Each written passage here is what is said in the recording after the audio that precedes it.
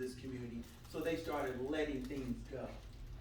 I mean, there were a lot of health department issues with rotted meat, produce sitting out too long, all that kind of thing, and then they eventually moved out.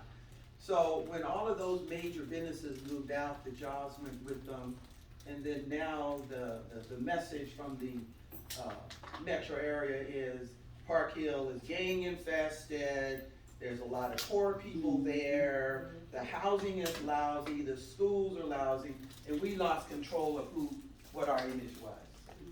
So this 302 is an opportunity for us to take it back and have control. And how that happens is, I'm a member of the Park Hill Golf Course Steering Committee. 26 people in the community from 26th Avenue going all the way north, Colorado to about Holland.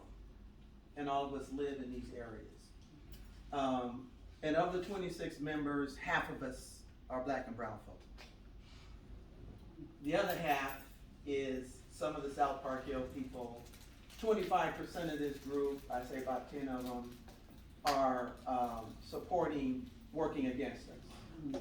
They favor parks and open space, okay, which is fine, but their tactics are wrong.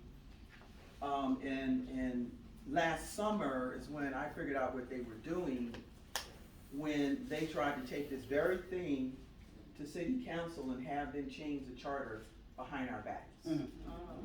Okay, so I got a phone call saying, hey, did you know city council's gonna be voting on the Park Hill Golf Course?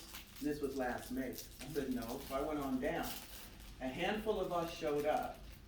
All of these Save Open Space Denver people were there. And when they saw us, they had Pinfield Tate be their spokesman. Okay.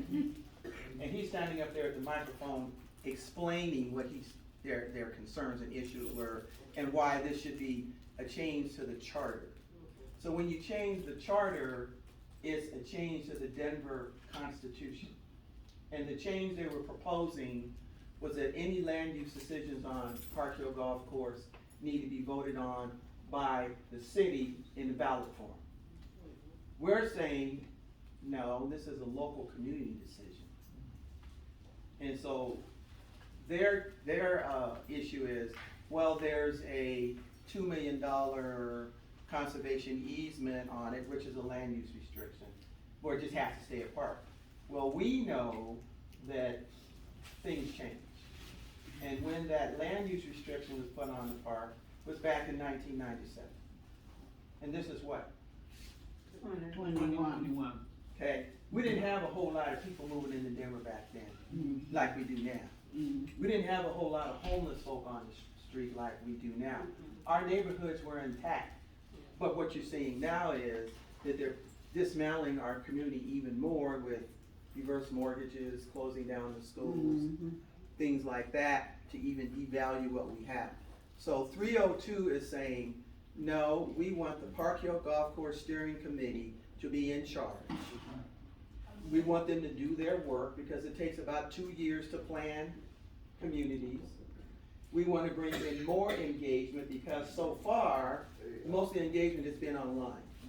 Our folks don't do online. We do face to face.